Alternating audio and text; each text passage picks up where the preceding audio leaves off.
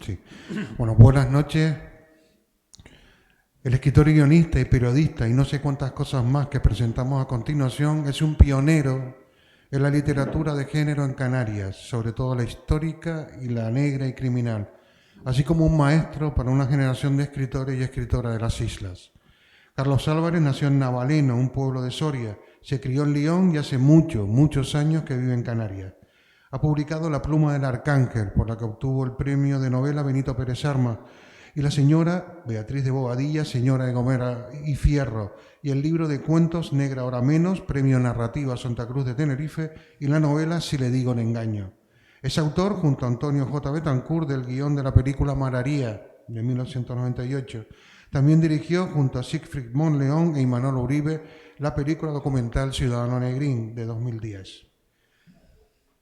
Dicho esto, y entre otras muchas cosas, porque Carlos Álvarez también es editor Hora antes. de Hora Antes. Hora Y antes editorial. digo que es una editorial digital muy comprometida y sobre todo con la historia que se está en ese momento, con la historia y con sus novelas, que ahí se pueden descargar ahora tus novelas, ¿no? Sí, en hora antes. En papel están agotadas, Exacto. pero en edición digital están todas disponibles en hora antes.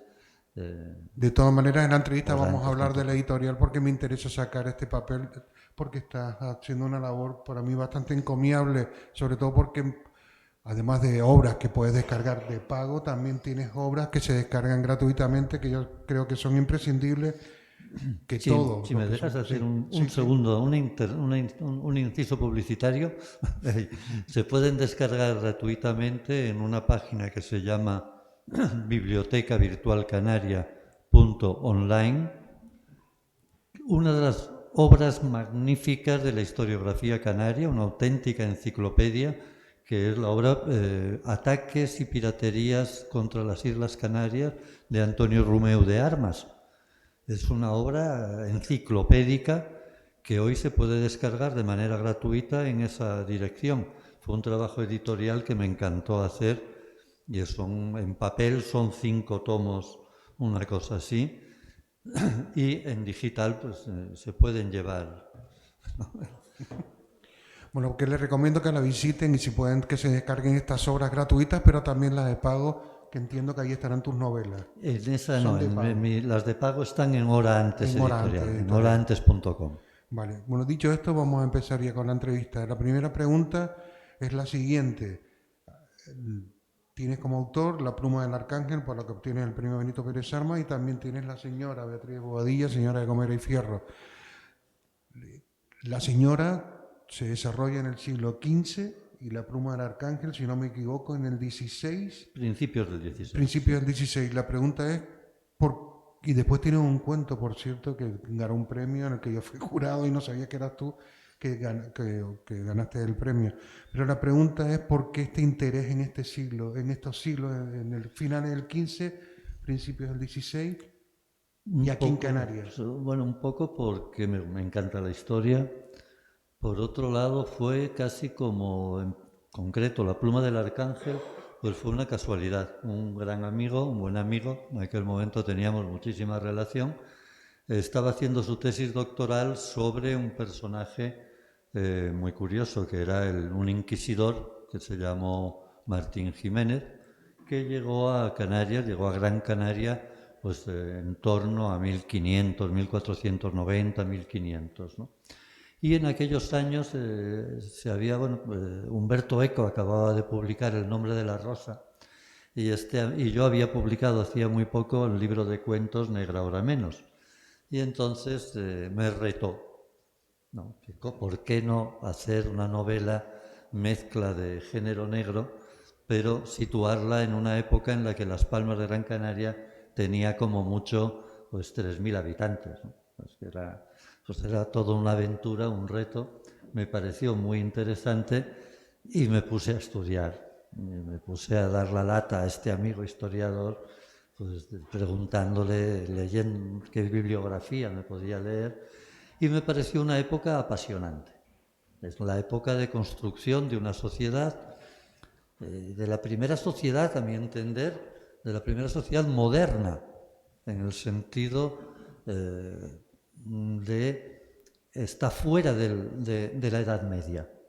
Es una sociedad que se construye sin un pozo geográfico de una realidad física con pongamos, una muralla, una catedral. No, todo eso no existe cuando se funda la ciudad de Las Palmas, ¿no? Cuando es una sociedad que, la primera sociedad moderna, digamos, española, porque se desarrolla en unas islas que están ya bajo el dominio si no de la corona de Castilla, sí de otros señores que son señores de la corona de Castilla, ¿no? Y después tienes, como dije, la señora Beatriz de Bobadilla, señora de Gomera y Fierro, que voy a hacer un pequeño inciso, bueno, te lo comenté también en la inauguración de la exposición. Hablas de esta mujer que me gustaría que nos hablaras, pero la comparo, no sé si sabes que recientemente ha aparecido una novela llamada La Gobernadora, sí, de María Escobar, pero el dibujo que hace son dos señoras completamente distintas. No he leído todavía la de... Yo sí, y me parece mucho más atractiva la tuya, y no porque estés presente. La pregunta es, ¿por qué escribes esta novela sobre este personaje que es singularísimo también para la época? En esto tiene que ver el cine. Curiosamente, yo ya había escrito, ya había publicado La pluma del arcángel y había escrito con Antonio José Betancor el guión de Mararía, y en aquel momento Antonio, La pluma del arcángel le encantó, pero decía que quería un personaje, que el inquisidor era muy interesante, pero no, que él quería un personaje muy potente y quería un personaje y a ser posible alguna mujer. Y me acordé de Beatriz de Bobadilla, que me había hablado de ella, también una amiga profesora de filosofía que había trabajado algo sobre ese personaje, y entonces me puse en contacto con ella, empecé a documentarme sobre Beatriz de Bobadilla. No había prácticamente entonces muy poquito escrito sobre ella, bueno, un panfleto que se titulaba algo así como La cruel y ¿cómo era? Y ninfómana, la cruel y ninfómana Beatriz de Bobadilla. Y bueno, me pareció un poco fuerte y me puse a investigar un poco más sobre ella y me pareció un personaje que era muy atractivo porque por un lado, vivió la corte de los Reyes Católicos, que era una corte casi renacentista, ¿no? Y de pronto, con 19, 20 años, la mandan al fin del mundo, que La Gomera literalmente en aquel momento era el fin del mundo, ¿no? Y un personaje que pasa de ser amante de Fernando el Católico a vivir en el fin del mundo. La Gomera en el 1500, en 1480, 1480 y pico, imaginen cómo podría ser, ¿no? Entonces me pareció que era un personaje muy potente, que podría dar mucho de sí. Y empecé a jugar con ese personaje y salió Beatriz de Bobadilla, salió la novela, vamos. La novela, el personaje... perdón. El personaje existió realmente y me generaba un problema añadido, porque Beatriz de Bobadilla también se llamaba su tía. Y su tía era la confidente y la asesora de Isabel la Católica, de la reina, de Isabel de Castilla. Tenía tanto poder que había una copla en la época que decía: detrás de la reina de Castilla, la Bobadilla. Que dos personajes se llamen igual, Beatriz de Bobadilla, que una no tenga nada que ver, bueno, que es sobrina de la otra. Entonces ahí, cuando encontraba algo de información de Beatriz de Bobadilla, a ver quién era la marquesa de Moya o era la que había venido a La Gomera. Fui encontrando documentación sobre ella, muy poca, y tuve que inventarme pues todo lo demás. De Beatriz también se dice que tuvo una relación de amor o que fueron amantes de nada más y nada menos que de Cristóbal Colón. En la novela tú no alimentas esa leyenda. Bueno, yo les dejo cenando y se apaga una vela. Yo, como una vez que se apagó la vela, no pude ver más. Es muy posible, entra en lo posible porque, bueno, los viajes, tanto en el primer viaje como en el segundo, curiosamente, deja de parar en La Gomera cuando Beatriz Bobadilla se casa con el adelantado Alonso de Lugo. A partir de ese viaje, ya Colón ya no viene más a La Gomera. Era una pista. En aquella época los rumores eran muy posibles. Digo, un personaje con el carisma que debió tener Cristóbal Colón, un señor que se atreve a atravesar el Mare Tenebrosum, que nunca se ha atravesado, que se atreve a ir a una aventura que fácilmente acaba en muerte, ¿no? Nadie había atravesado ese océano. Tiene que ser un personaje atractivo, una mujer que ya es viuda, que vive en el fin del mundo, que no tiene excesivos contactos para mantener relación.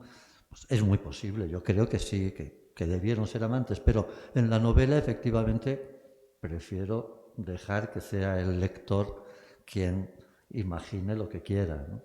Para eso es una novela, no es un libro de historia, ¿no? Antes comentabas que hay un opúsculo donde la definen a ella como ninfómana. La pregunta no es para decirte si realmente tú piensas que ella fue una ninfómana, porque no va por ahí. Pero es verdad que ella se casa, primero es con Hernán Peraza, ¿eh? Sí, Sí. no, ella tiene una relación en Castilla con un señor que era el gran maestre de la Orden de Calatrava, que teóricamente tenía que ser célibe y soltero. Su papá, curiosamente, le había dado el cargo, o sea que su papá, que también había sido gran maestre de la Orden de Calatrava, tenía 7 u 8 hijos, pero no estaba casado y no se podía casar. Ahí ahora no recuerdo el nombre. Bueno, este otro personaje con el que ella vive amancebada porque no se puede casar, pero este personaje solo la tiene a ella como amante, no tiene más amantes. Era una relación, digamos, casi matrimonial, pero que no se podía hacer por la iglesia porque este hombre no podía casarse. Cuando este hombre muere en la toma de Baza, a partir de ahí es cuando en la corte sí hay rumores de que es amante del católico, lo que parece que era bastante habitual porque el católico detrás de cada falda parece que salía corriendo, vamos, que no hacía ascos a ningún tipo de faldas. Y encima ella era extremadamente bella, por lo que dicen todas las crónicas. Era una mujer muy atractiva. Fue amante del rey católico, casi seguro, porque esas cosas en aquel momento en la corte sí que se saben. ¿Y por qué la casan con Peraza? Isabel la Católica recibe en la corte a Hernán Peraza porque ha matado a Juan Rejón cuando va camino de La Palma, de la conquista de La Palma. Rejón parece que era un calentón de mucho cuidado, que era un broncas, era un bronquista nato, aparte de, claro, era un conquistador, por lo tanto, las armas y las guerras le gustaban. Tiene broncas con el obispo en Gran Canaria. Estando en La Gomera, cuando Rejón va camino de la conquista de La Palma, para en La Gomera, porque ya han tenido un enfrentamiento unos años antes en Lanzarote, y muere Rejón. Matar a un capitán de conquista conlleva la pena de muerte. Es llamado a la corte, evita ir a la corte durante varios años, al final lo llevan a la corte a juzgarlo, y Isabel la Católica se hace, supongo, el siguiente razonamiento. Los papás de este muchacho son los que hasta ese momento se llaman reyes de las islas de Canarias, es decir, Lanzarote, Fuerteventura, Gomera y Hierro están bajo su dominio. y ellos ya están embarcados en la conquista de Gran Canaria, Tenerife y La Palma. Enfrentarse a los padres de este muchacho significa no tener apoyo para la conquista del resto de las islas que están sin conquistar.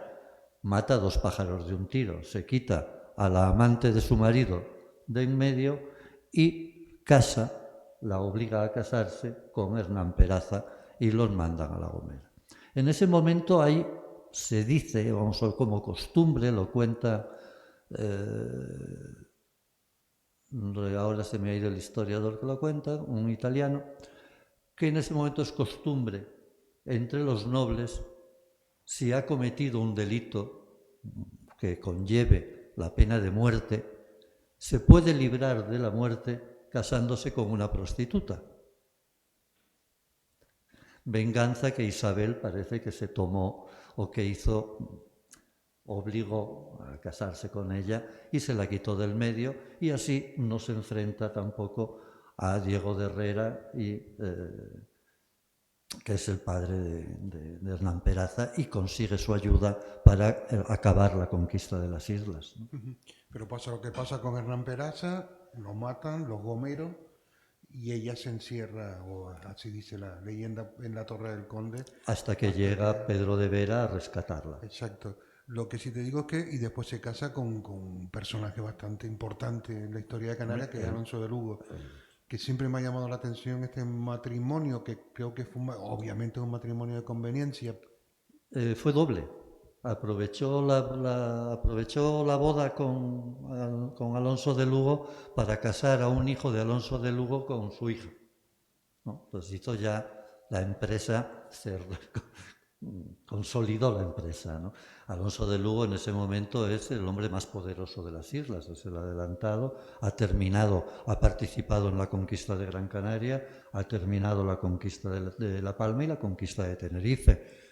Tiene todo el poder. Y ella tiene el poder de las islas de Gomera y Fierro, que aunque su suegra se los intenta arrebatar ese título, ella lo mantiene pleiteando contra su suegra y consigue mantener los títulos de el señorío de La Gomera y Hierro bajo su dominio.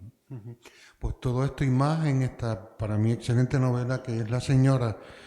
Y lo digo que es excelente porque, y enlazo también con La Pluma del Arcángel, porque nos cuenta de manera literaria, novelística, una parte de la historia de Canarias que muy poca gente conoce, y sobre todo si han estado yendo a Carlos se habrán dado cuenta del maravilloso culebrón que es esta historia, ¿no? La pregunta es, ¿por qué crees tú que se ha tratado tan poco en literatura de este periodo, que para mí es apasionante? Porque además hablas de una Canaria de frontera, que antes comentábamos, hablas de una Canaria que ya empieza a tener conciencia de que es atlántica, pero también hablas de una Canaria mestiza, que es lo que a fin de cuentas descendemos todos, ¿no? Claro, yo creo que durante muchos años había habido, por un lado, la historiografía de Canarias, la auténtica, digamos que es relativamente reciente. Todavía yo cuando llegué a vivir a las islas hace muchos años, aunque sigo hablando godo, disculpen, hace muchísimos años que llevo viviendo en las islas, la idea era del buen salvaje, ¿no? El guanche alto, rubio, ojos azules, pelo cascabelero y cintura de avispa, ¿no? Por lo menos. Y que viene a ser machacado por el invasor, etc. Esa idea del buen salvaje hizo que se hiciera una novelística, o la que yo conocía, muy maniquea, muy de buenos, malos, incluso disparates, ¿no? Algunas veces muy divertidos, ¿no? Eso como anécdota respecto al desconocimiento también de Canarias en el exterior, en España, me refiero al resto de España. Hay una novela de un alemán, Harald Brennan, Tanausú, el último rey de los guanches, ¿no? Donde este hombre, este buen alemán, lo cuento como anécdota para... traduce o introduce en su novela Las endechas a la muerte de Guillem Peraza, ¿no? Esa novela está escrita en alemán, en España se traduce al español. El traductor de la novela ignora que esas endechas son reales y existen, y que Harald Brennan lo que ha hecho ha sido traducirlas del español al alemán. Y él las coge del alemán y las vuelve a traducir al español, con lo cual no se entiende absolutamente nada de esas endechas, ¿no? Te suenan divertidísimas, o sea, tú lees eso y dices... Bueno, ese desconocimiento duró muchísimos años, yo creo. Y el conocimiento de la historia, a partir de Serra Rafols, de Bonaventura Bonet, de la escuela de historiadores que crean ellos, Romeu de Armas, Antonio Bettencourt Massieu, es cuando de verdad empieza a conocerse la historia de Canarias de esa época con una base científica. Y era lo más difícil de conseguir. Para mí en las dos novelas el problema fundamental era construir un espacio tanto geográfico, físico, como un espacio mental que fuera fácil de disfrutar, o sea, que un lector actual entrara en ese espacio sin que le sonase nada raro, ¿no? que estuviese cómodo en ese espacio, ¿no? Y para mí eso era lo más complicado, el cómo conseguir que una época que está muy teñida por la mitología, por el mito y por la leyenda de esto del buen salvaje, toda conquista conlleva brutalidades, conlleva desaparición de algunas cosas para la aparición de otras nuevas. Para mí el huir del maniqueísmo y conseguir ese espacio donde la conquista es algo que ocurre pero no es lo básico del relato, ¿no? Hay unos versos de Bertolt Brecht, que seguro que recuerdan, que decía las preguntas de un obrero ante un libro de historia. Decía, Tebas, la de las 7 puertas, ¿quién la construyó? ¿Arrastraron los reyes las piedras? César conquistó la Galia. ¿No llevaba ni siquiera un cocinero? O sea, a mí esos personajes, aunque utilizo personajes de la historia real, y a veces, en el caso de La pluma del arcángel, le cambié el nombre al inquisidor, porque no quería que yo no estaba haciendo historia. La tesis doctoral la estaba haciendo mi amigo, yo estaba haciendo una novela.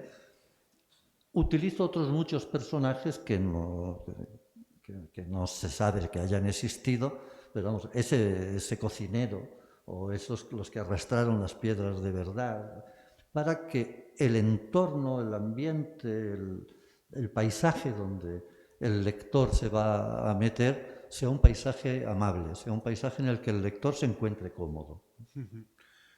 Es tanto tu amor y dedicación a esta época que en tu editorial, igual me corrige y dice la página, adapta a nuestro idioma las crónicas de la conquista de Canarias. Me gustaría que hablara de cómo adapta estas crónicas y cuánto ha durado usted. Ese fue un trabajo que nace un poco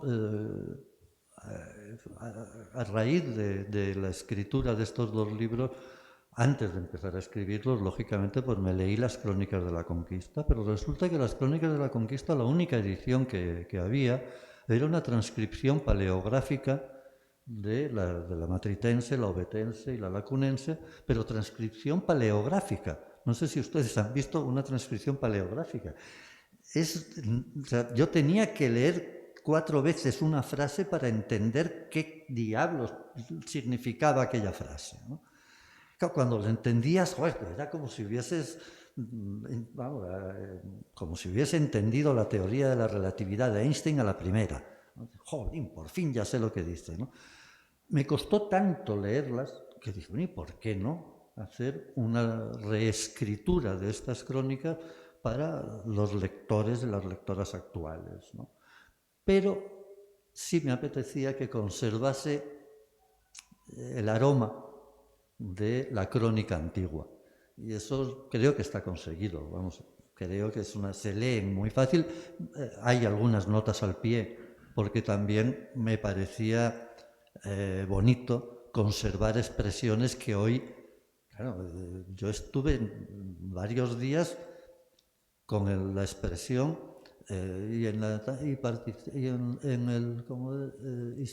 se hacían muchos regocijos y los caballeros iban en caballos de regalo, caballos regalados.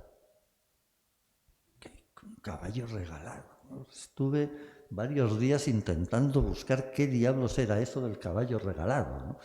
Y mantengo la expresión, pero le pongo una nota al pie de página explicando que el caballo regalado en aquella época, digamos que teníamos el caballo de batalla, el caballo para ir a la guerra, el caballo percherón para trabajar en el campo y el caballo de domingo. El caballo de domingo era el caballo de regalo, el caballo regalado, ¿no?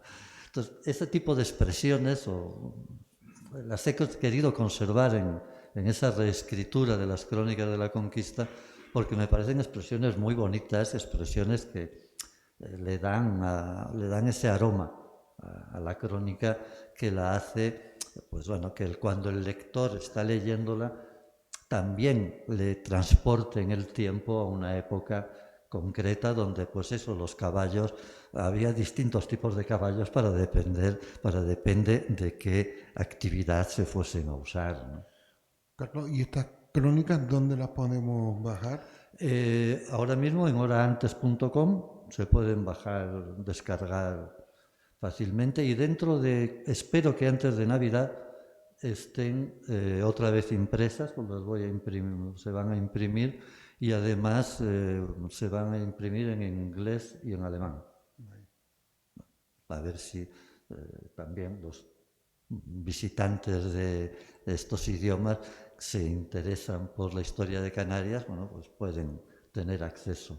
También tiene la correspondencia que mantuvo Galdós con Emilia Emilia Pardo Bazán. La correspondencia de ella, la de Galdós, se perdió.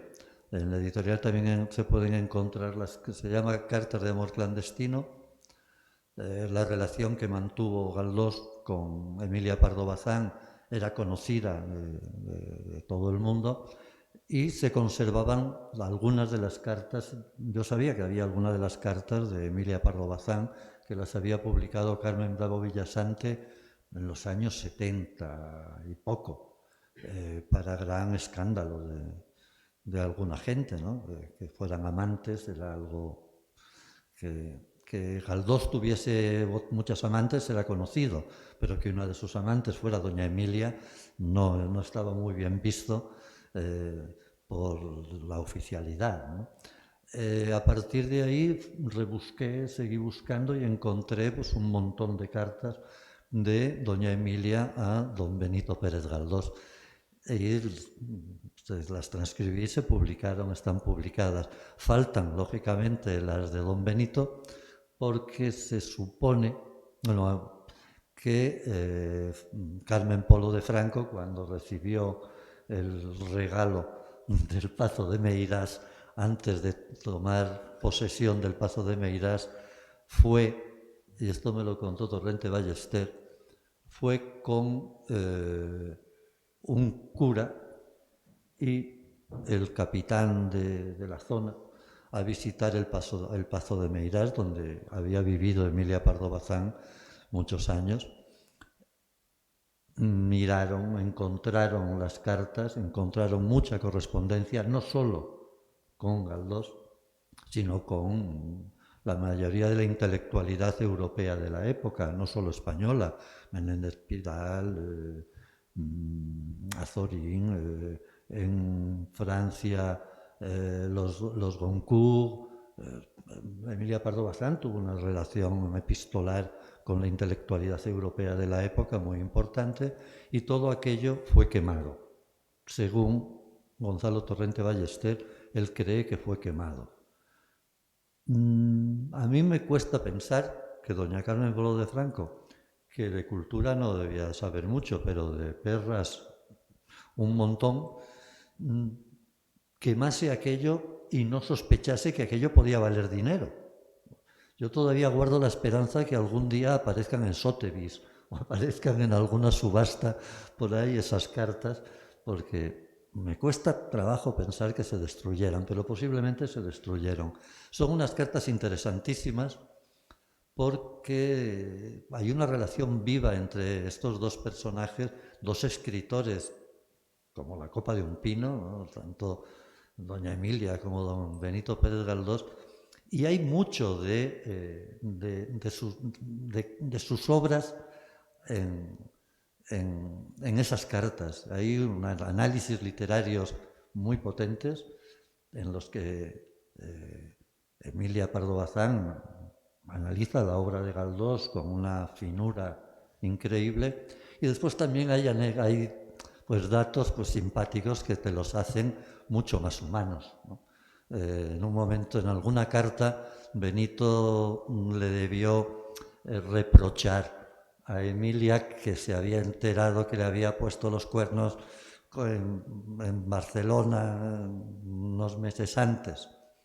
Se supone, supongo que esto se lo debió escribir don Benito, porque doña Emilia en una de sus cartas le dice: hombre, ya sé que ahora es tarde y la confesión tenía que haberla hecho antes, pero no te puse los cuernos en Barcelona, ya te los había puesto antes en Lisboa y tal. O sea, hay una relación muy empieza siendo una relación muy de alumna a maestro, pero termina siendo una relación de maestros que se hablan con una frescura y una naturalidad maravillosa y una brutalidad a veces maravillosa.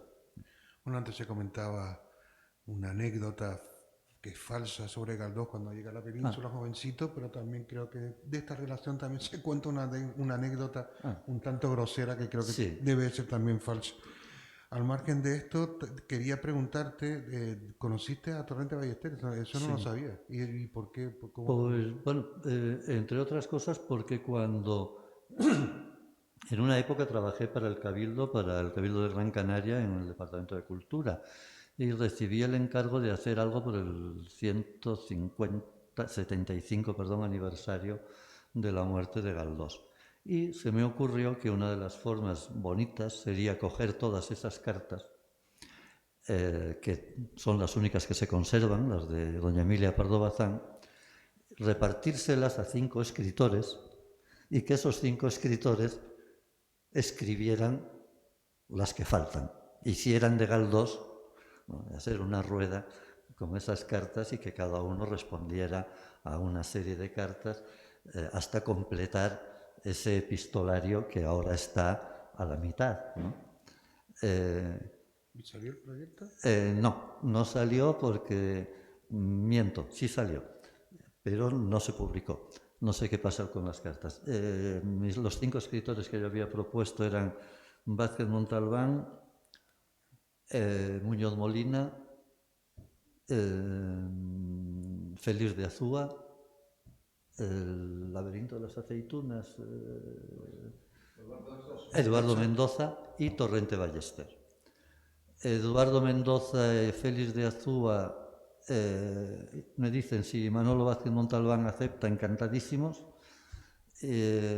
Muñoz Molina me dice que se marcha ese año a Estados Unidos, era el primer año que iba a dar clase a una universidad americana, y me dice: no me atrevo a meterme con nada más.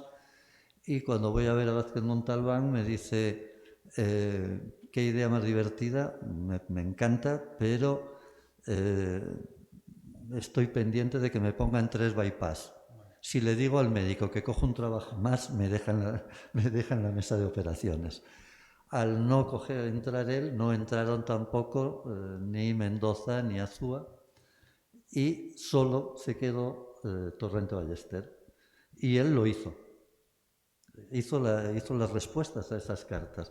En alguna dependencia del Cabildo deben estar. Ay, qué pena, ¿no? Que no se haya publicado eso. No ¿Y se eso lo llegó a saben en el publicar. Cabildo? ¿Perdón? ¿Lo saben en el Cabildo? Hombre, supongo, porque lo pagaron, ¿no?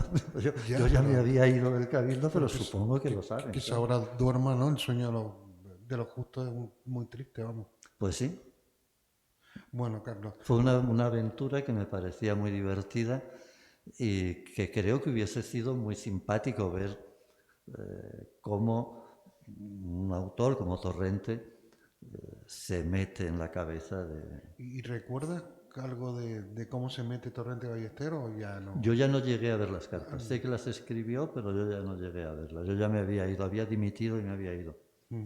Antes hablé que también ha sido guionista y director de cine. Me gustaría que habláramos en principio de Mararía, la versión cinematográfica que dirige el fallecido Antonio Betancourt, que también fue director de una adaptación, yo creo que bastante potable de Crónica del Alba, de Ramón J. Sender, entre otras películas, ¿no? Aunque no tiene tampoco una No, carrera muy pocas. cinematográfica.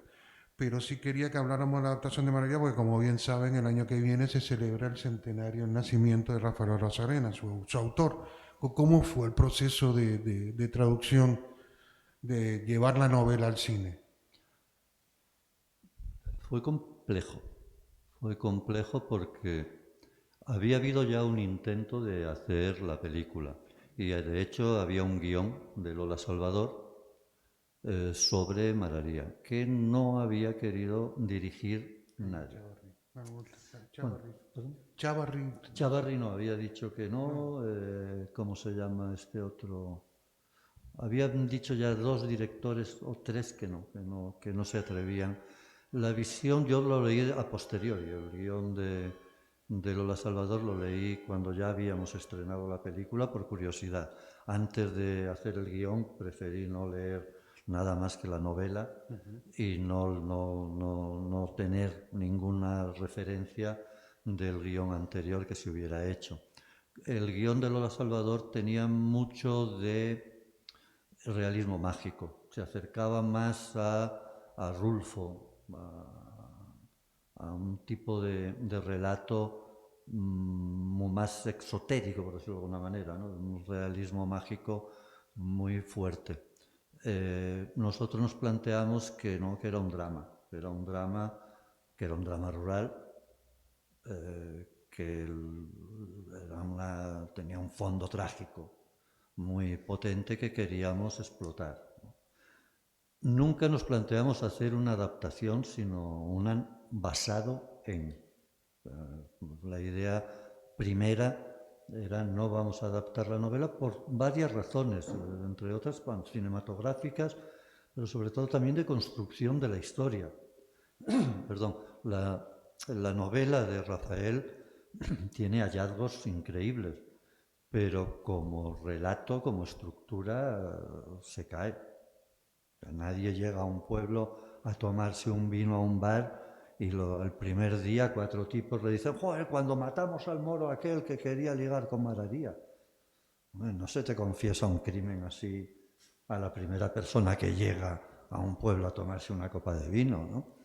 Entonces, en ese sentido, dijimos, hay que modificar cosas, ¿no?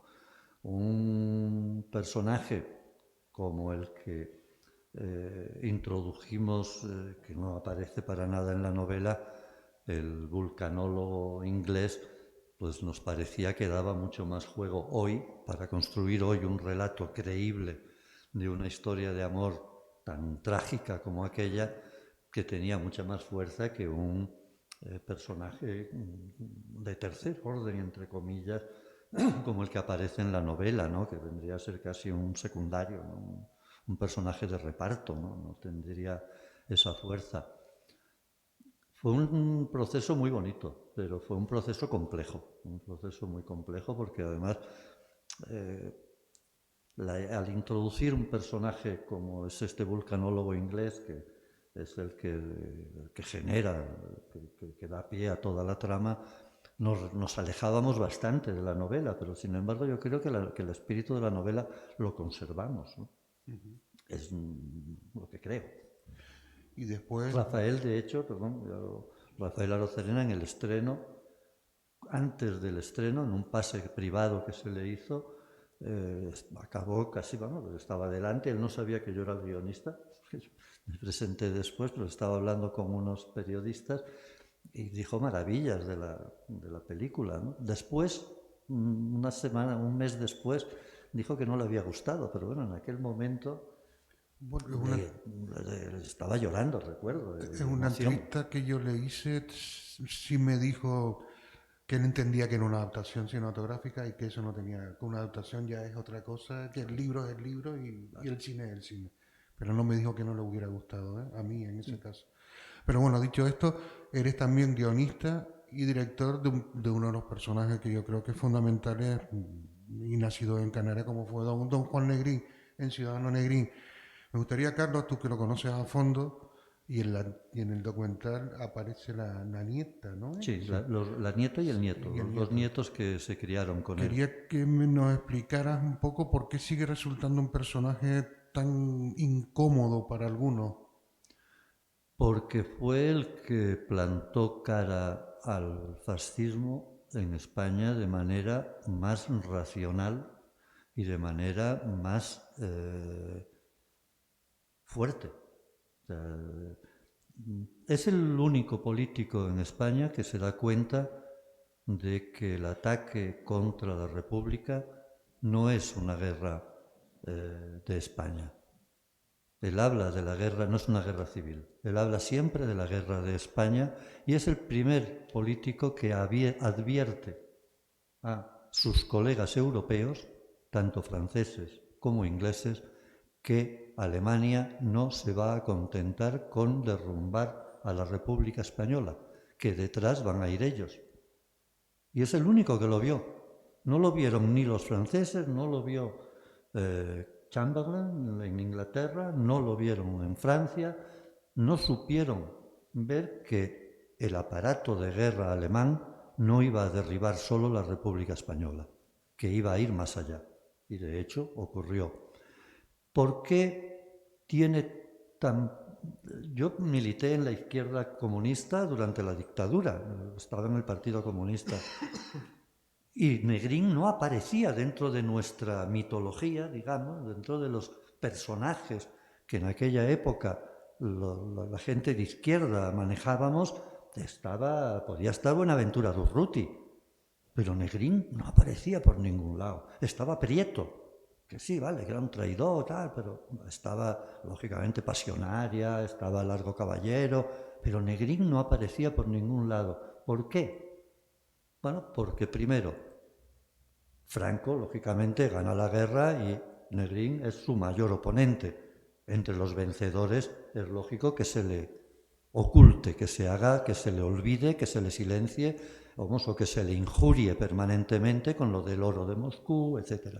Pero lo malo es que dentro de su propio partido, dentro del PSOE, hay un momento en el que también lo satanizan. Lo acusan de ser una marioneta de Moscú, cosa absolutamente falsa. Negrín lo que no puede renunciar, y lo escribe y lo dice muchas veces, no puede renunciar a la ayuda rusa o a la ayuda soviética, perdón, no puede renunciar a la ayuda soviética porque ni Francia ni Inglaterra le ayudan, porque el famoso pacto de no agresión, de neutralidad, de no introducirse en la guerra de España, lo que hace es beneficiar a los golpistas que sí tienen la ayuda de la Italia fascista y de la Alemania nazi. Y después de la guerra, cuando empieza, después de la guerra de Europa, de la Segunda Guerra Mundial, Negrín apoya que España participe del Plan Marshall. Y entonces es expulsado del PSOE. Y él mantiene, bueno, si vamos un poco más atrás, incluso hay un hecho anterior que significa ya la ruptura con el aparato del PSOE. Negrín no es un hombre de política. Negrín es un científico, es un hombre que se ha ido a Alemania con 16 años, que con 19, 20 años ha estudiado medicina, está a punto de terminar farmacia y a punto de terminar económicas. Habla inglés, francés, alemán y ruso porque se casa con una rusa. Es un profesor formidable. Quiere irse a estudiar a Estados Unidos y pide una beca a la Junta de Ampliación de Estudios que dirige Ramón y Cajal. Ramón y Cajal le dice, de acuerdo, pero antes de irte a darte la beca, vente primero a España a enseñar lo que tú has aprendido en Alemania y después ya te vas a Estados Unidos. Viene a España, monta la cátedra de fisiología y ya se queda en España. Y le pilla la guerra. Y en la guerra él es un científico que propone como ministro de Hacienda una serie de medidas que Largo Caballero ni entiende ni quiere entender. cuando ya se da el enfrentamiento después nada más terminar la guerra, cuando se van al exilio, prácticamente todo el PSOE se va a México.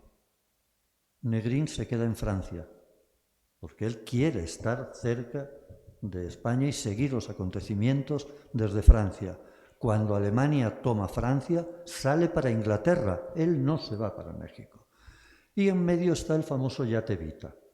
El Yate Vita se lleva lo que queda de dinero de la República, de dinero real, digamos, de plata, oro que han requisado a los golpistas, en lo que se llama la caja de reparaciones, más oro que quedó de reservas del Banco de España, etcétera, lo mete en el Yate Vita y lo manda a Estados Unidos, perdón, a México. En México tiene que encargarse el doctor Puche de recoger ese tesoro con lo que se va a financiar al exilio español. El doctor Puche no llega a tiempo. En México se ponen nerviosos porque tienen allí un yate que nadie sabe que hay allí tal cantidad de miles de millones y quieren quitarse eso del medio cuanto antes y avisan a Prieto. Y Prieto, en cuanto tiene el Yate Vita, empieza a poner a parir a Negrín y monta otra estructura paralela a la que ha montado Negrín desde el gobierno para ayudar a los exiliados, para ayudar al exilio. En ese momento, Prieto se hace fuerte dentro del PSOE y ya a los negrinistas los acusan de todo, pero absolutamente de todo. Y ya la gota que colma el vaso es cuando Negrín defiende públicamente en unos artículos publicados en el Washington Post, creo recordar, que no se puede castigar al pueblo español dejándole fuera del Plan Marshall, que eso lo único que va a hacer es que el pueblo español pase más hambre, pero eso no va a derrumbar a la dictadura, que eso a la dictadura le va a dar igual, ¿no? Y le expulsan del PSOE. Entonces, Negrín pasa a ser un personaje olvidado, un personaje sobre el que prefiere no hablar nadie, ni la derecha, porque ha sido su enemigo principal, ni el PSOE, porque para ellos fue un maldito, fue el hombre que además tuvo que la historia le fue dando la razón con todo lo que él iba diciendo. Y después muere muy joven. Pues muere joven. Los comunistas, aunque tampoco lo consideraban suyo, él no era un comunista, él era un señor, era un burgués, era un republicano socialista, pero de lo que hoy llamaríamos la socialdemocracia más light. O sea, él no era partidario de Largo Caballero, que era el conocido como el Lenin español. Él estaba en la rama derecha del socialismo. Él era un demócrata republicano, fundamentalmente republicano, que durante la guerra asume una serie de compromisos que no eran de un científico, que no eran propios de un científico. Era un compromiso personal.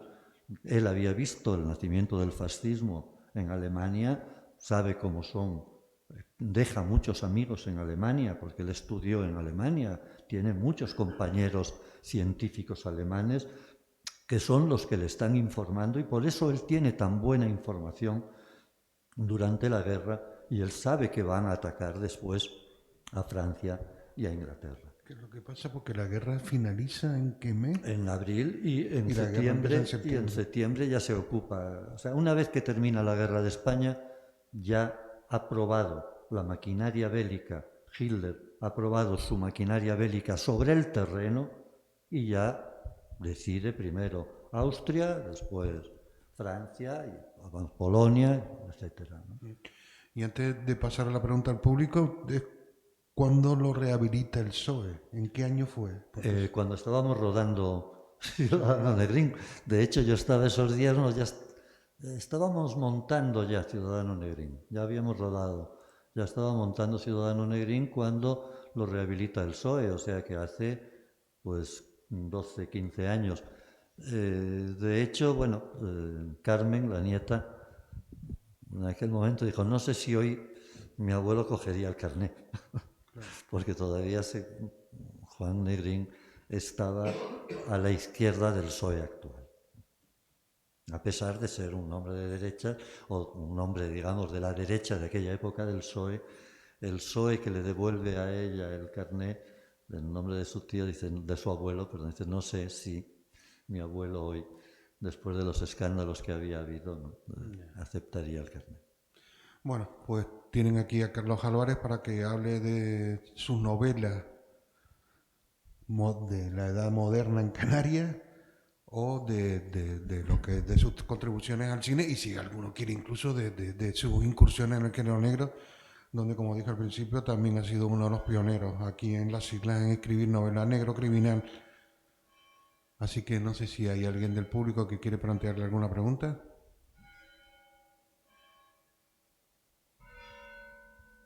¿No? Pues entonces yo, si permite, sí te voy a plantear una pregunta. Y está también vinculada con Negrín porque es un personaje por el que siento bastante fascinación. Si hay tres sombras en su... Y eso sí se le suele atacar a Negrín, que es... sí, que abrazar a los Alargar a comunistas. la guerra. A los comunistas. No, eso sí, que alargara la guerra y que permitiera la penetración de los comunistas. Tú lo citaste antes, el oro de Moscú. Y también que no hiciera nada con la desaparición de André Unín, del PON. Claro, la desaparición de André Unín es anterior a que él llegue a la presidencia del gobierno. Hay unos documentos de la entrevista que él tiene con Orlov, que es el hombre de la Unión Soviética en ese momento en España, pero tenemos que situarnos. Uno de los problemas de escribir historia, novela histórica, es que no podemos juzgar con la cabeza de hoy los hechos de una época concreta.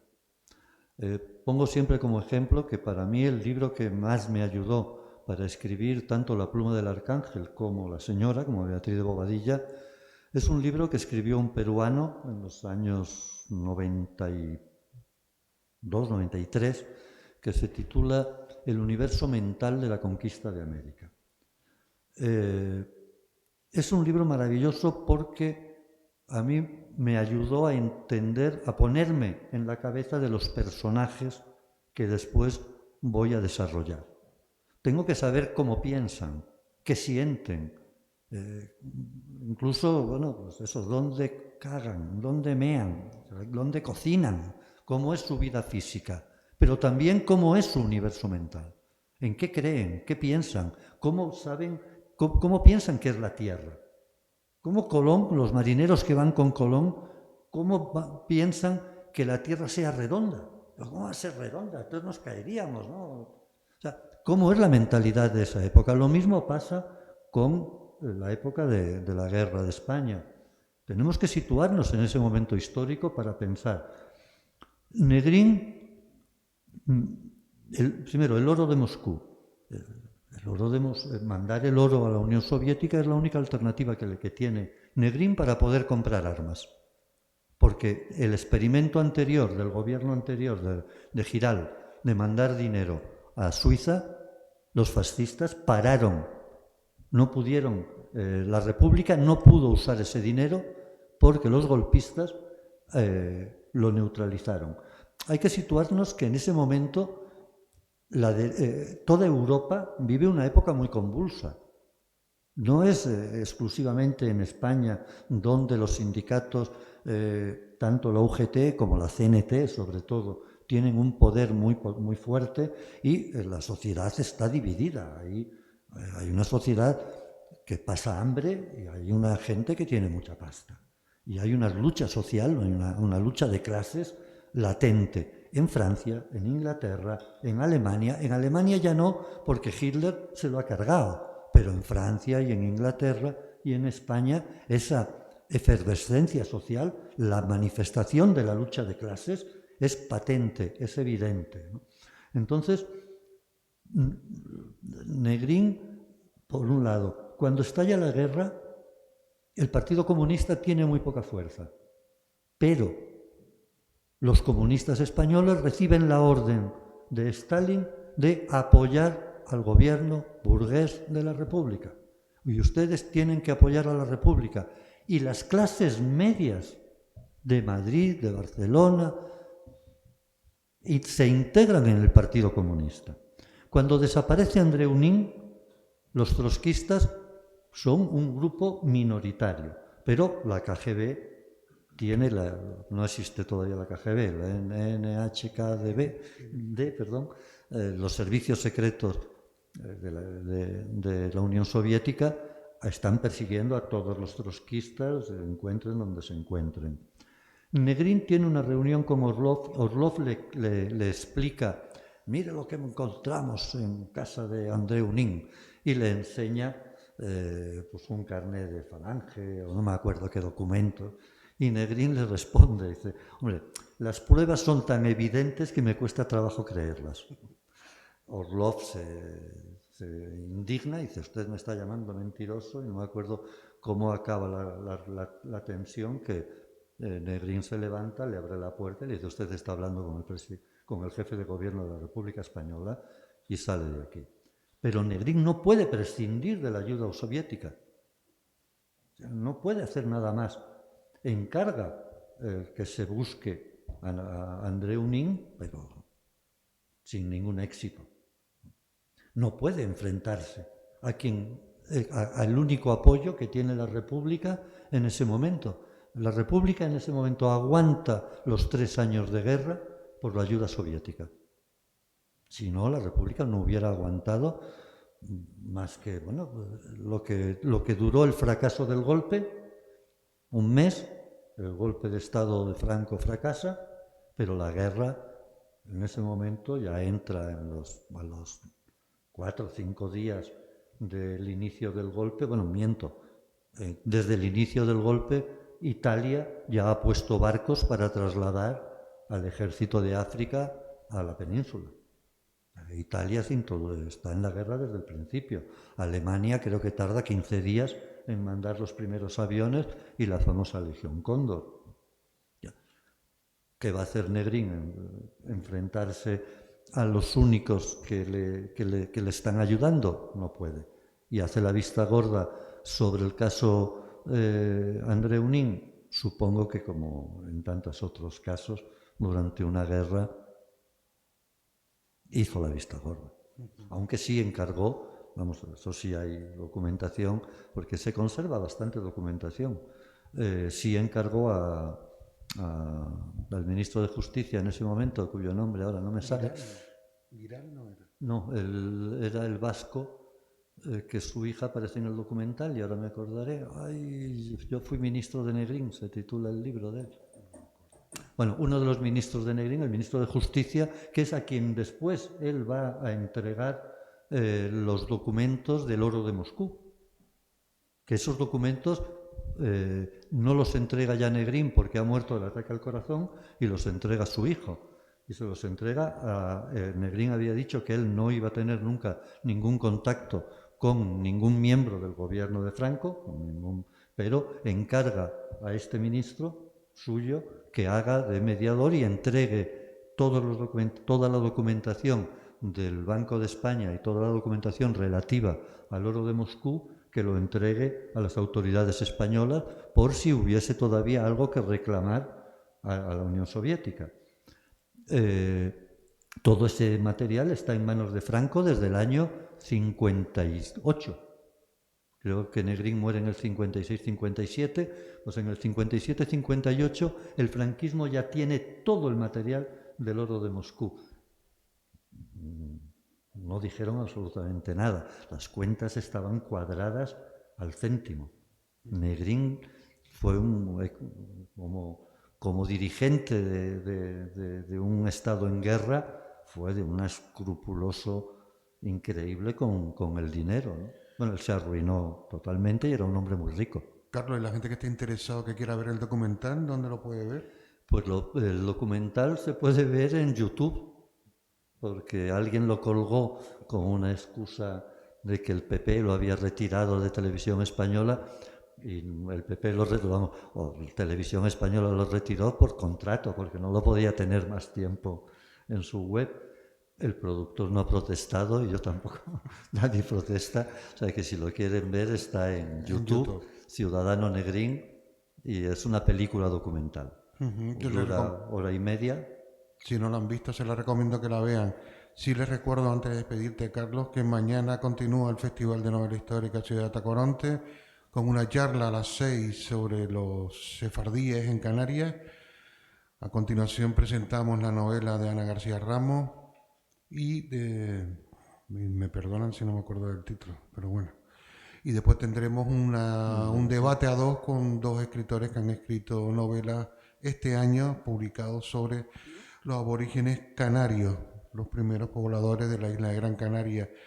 Una es Idir, el canario, que me ha parecido una novela magnífica, publicada este año por Baile del Sol, y la otra son Mitos Atlánticos y también Atistirma, que también es una novela que transcurre en la isla de Gran Canaria durante la conquista. Carlos, muchas gracias por esta conversación. Estaría contigo hablando toda la noche y espero estar hablando toda la noche si se nos permite. Y gracias a ustedes por estar aquí. Gracias, Eduardo. Gracias a ti.